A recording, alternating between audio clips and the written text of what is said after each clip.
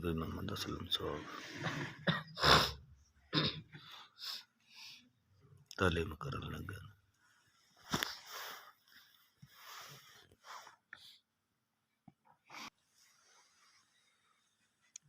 بسم اللہ الرحمن الرحیم۔ حضرت ابن عمر رضی اللہ عنہما فرماتے ہیں کہ ہم 10 آدمی جن میں ایک میں بھی تھا حضور اقدس صلی اللہ علیہ وسلم کی خدمت میں حاضر ہوئے۔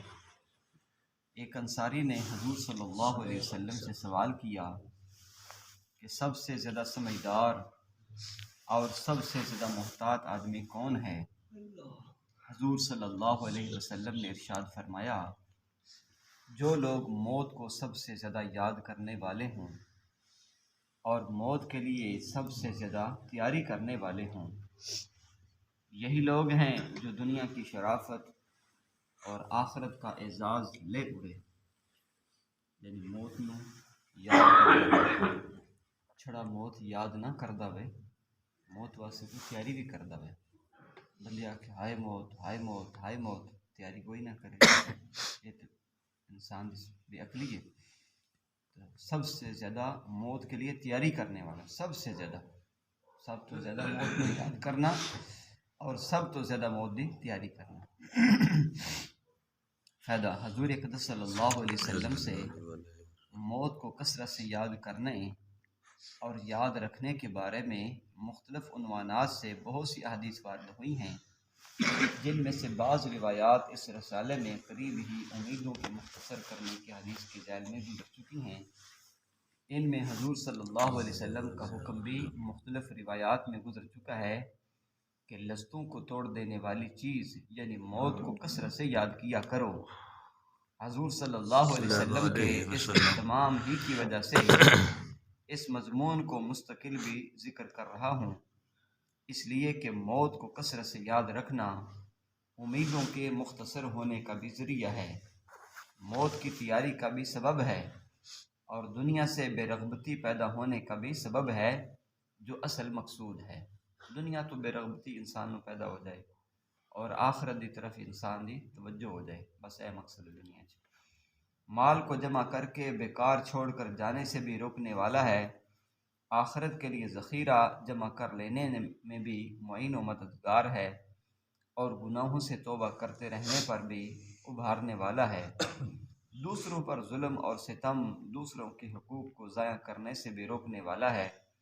غرض یہ عمل بہت ہی فوائد اپنے اندر رکھتا ہے، اسی وجہ سے مشائخ سلوک یعنی صوفیاء کرام اولیاء اللہ کا بھی یہی معمول ہے کہ اپنے مریدین میں سے اکثروں کو جن کے مناسب حال ہو اس کا مراقبہ خاص طور سے تلقین کرتے ہیں۔ ایک حدیث پاک میں ہے کہ ایک جوان مجلس میں کھڑے ہوئے اور عرض کیا، یا رسول اللہ صلی اللہ علیہ وسلم، ایمان والوں میں سب سے زیادہ سمجھدار کون ہے؟ حضور صلی اللہ علیہ وسلم نے فرمایا، موت کا کثرت سے ذکر کرنے والا اور اس کے آنے سے پہلے اس کے لیے بہترین تیاری کرنے والا۔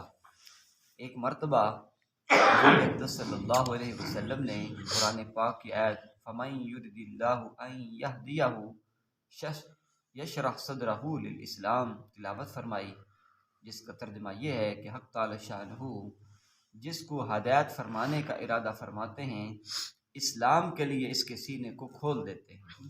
جس نے بھلائی دا ارادہ کردہ ہدایت دینا چاہتا ہے اسلام واسطے دا سینہ کھول دیتے ہیں کہ اسلام کے متعلق اس کو شرح صدر ہو جاتا ہے۔ اس کے بعد حضور صلی اللہ علیہ وسلم نے فرمایا، اسلام کا نور جب سینے میں داخل ہوتا ہے تو سینہ اس کے لیے کھل جاتا ہے۔ کسی نے عرض کیا، یا رسول اللہ صلی اللہ علیہ وسلم، اس کی کہ اسلام کا نور سینے میں داخل ہو گیا کوئی علامت ہے؟ حضور صلی اللہ علیہ وسلم نے فرمایا، دھوکے کے گھر یعنی دنیا سے بعد پیدا ہونا، ہمیشہ رہنے والے گھر یعنی آخرت کی طرف رجوع اور موت آنے سے پہلے اس کی تیاری میں مشغول ہو جانا، اے انسان دے شرح صدر دی علامت ہے۔ اللہ تعالیٰ نے اس تے نور اپنے سینے داخل کر دیتا ہے، اپنا نور سینے داخل کر دیتا ہے۔ اس تو بعد کی ہو گیا، وہ دل اسلام دی طرف مائل ہو گیا، دنیا تو بے رغبت ہو گیا، دنیا تو نفرت ہو گئی ہے، اسلام اور اللہ دے دین اور قبر دی تیاری وچ لگ گیا۔ حضور اقدس صلی اللہ علیہ وسلم کا ارشاد ہے کہ میں نے اپنی والدہ کی قبر کی زیارت کرنے کی اجازت مانگی تھی، مجھے اس کی زیارت کی اجازت مل گئی۔ تم لوگ قبرستان جایا کرو، اس لیے کہ یہ چیز موت کو یاد دلاتی ہے۔ ایک اور حدیث پاک میں ہے کہ اس سے عبرت ہوتی ہے، اور ایک حدیث پاک میں ہے کہ قبرستان جانے سے دنیا سے بے رغبتی پیدا ہوتی ہے اور آخرت یاد آتی ہے۔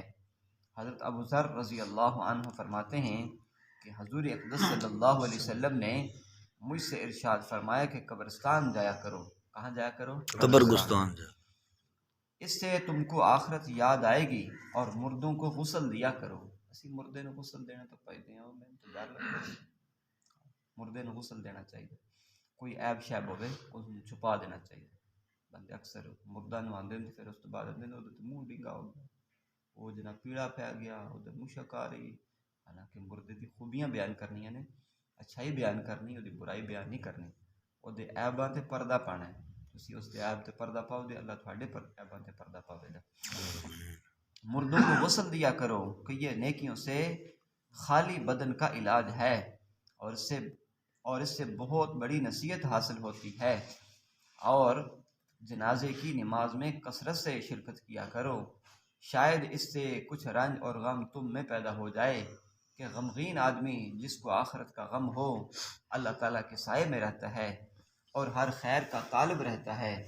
ایک حدیث پاک میں حضور اقدس صلی اللہ علیہ وسلم کا ارشاد ہے کہ بیماروں کی عیادت کیا کرو اور جنازوں کے ساتھ جایا کرو کہ یہ آخرت کو یاد دلاتا ہے۔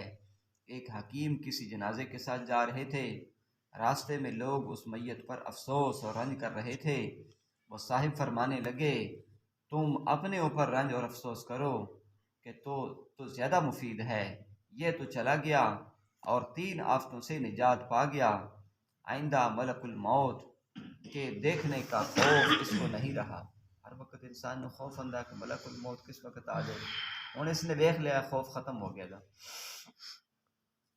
موت کی سختی جھیلنے کی اب اس کو نوبت نہیں آئے گی، ایک دفعہ جھیل چکا ہے۔ برے خاتمے کا خوف ختم ہو گیا، اپنی فکر کرو کہ یہ تینوں مرحلے تمہارے اوپر باقی ہیں۔ حضرت ابو درداء رضی اللہ تعالی عنہ ایک جنازے کے ساتھ جا رہے تھے، کسی راستہ چلنے والے نے پوچھا کہ یہ کس کا جنازہ ہے؟ فرمانے لگے یہ تیرا جنازہ ہے، اور اگر تجھے یہ بات گراں گزرے تو میرا جنازہ ہے۔ مطلب یہ ہے کہ یہ وقت اپنی موت کے یاد کرنے کا ہے، اس وقت فضول بات کی طرف متوجہ ہونا بالکل نامناسب ہے۔ جنازہ جا رہا ہے، حکم ہے کہ فضول بات نہ کرو، بس ذکر کرو دل وچ ایسا ایسا، اچھی آواز نہ ذکر کرنا صحابہ اکرام تو ثابت نہیں ہے، نبی پاک صلی اللہ علیہ وسلم تو ثابت نہیں ہے۔ اسی آج کلمہ شریف پڑھو، کلمہ شہادت اچھی آواز نہ، آج پڑھنا ہے دل وچ پڑھنا ہے، ایسا ایسا پڑھنا ہے، کیونکہ حدیث پاک وچ آندا ہے نبی پاک صلی اللہ علیہ وسلم کے صحابہ 3 موقع تے بولنا اچھا ہی نہیں سمجھتے۔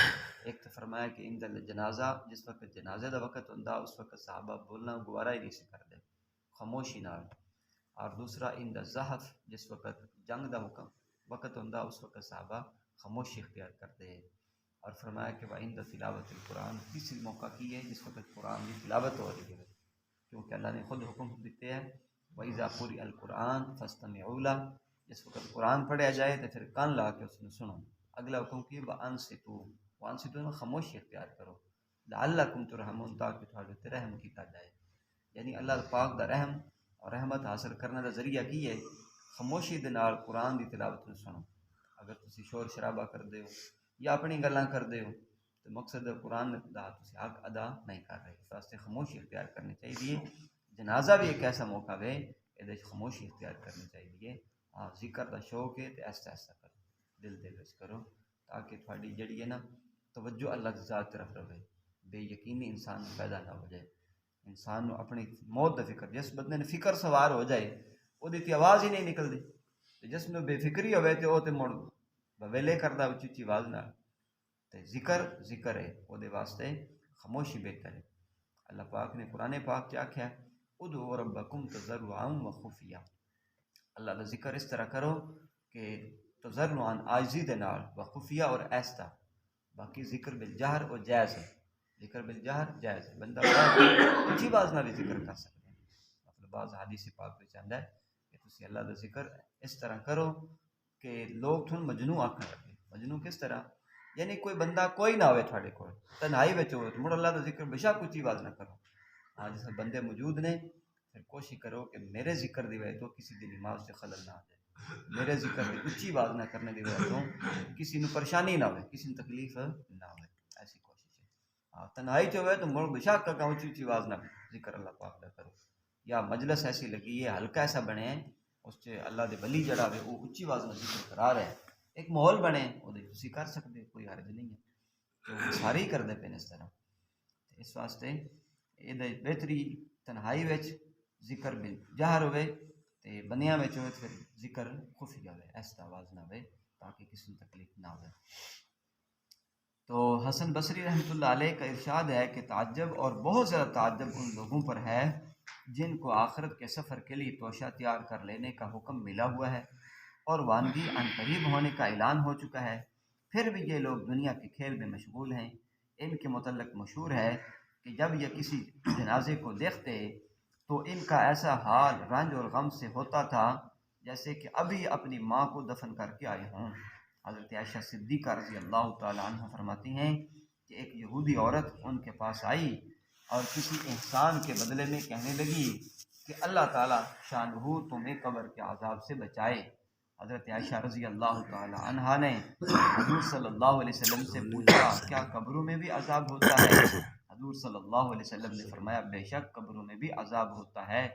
اور اس کے بعد سے لوگوں کی تعلیم کے لیے ہمیشہ حضور صلی اللہ علیہ وسلم ہر نماز کے بعد قبر کے عذاب سے پناہ مانگا کرتے تھے. بس اللہ صحیح عمل دی توفیق عطا فرمائے. آمین. انسان نو قبر دی آزمائش ہوندی ضرور. حدیث پاک میں چاہتا ہے کہ میں اگر اس چیز دا خوف نہ ہو کسی مردے دفن کرنا چھڑ دے دے تو میں اللہ دی بارگاہ دعا کردا کہ اللہ عذاب قبر نو ظاہر کر دے، عذاب قبر نو ظاہر کر دے. اس واسطے انسان مسلمان ہوئے جڑا اپنی قبر دی تیاری سے ہر وقت لگتا ہے، اپنی آخرت دی تیاری سے لگ جاتا ہے، کیونکہ دنیا تے فانی ہے. ایک انسان دی زندگی 50 سال 60 سال 70 سال آخر ایک دن پوری ہو جاتی. 100 سال بھی ہوئے 200 سال بھی ہوئے آخر ہے تو ختم ہی ہے نا. تو جنہیں 200 سال گزاری ہے انہوں نے بھی پتہ نہیں لگیا دنیا دی حقیقت کی ہے. اینجی گزر گئی آنکھ بند کرنے تک گزر گئی. اس واسطے عقل مند انسان ہوئے جڑا مرنے تو پہلے مرنے دی تیاری کر رہے. بس اللہ پاک کی دعا کرنی چاہیے اللہ صحیح معنی دینا سمجھ عطا فرمائے، آخرت کی تیاری کرنے دی توفیق عطا فرمائے. آمین. الحمدللہ رب العالمین.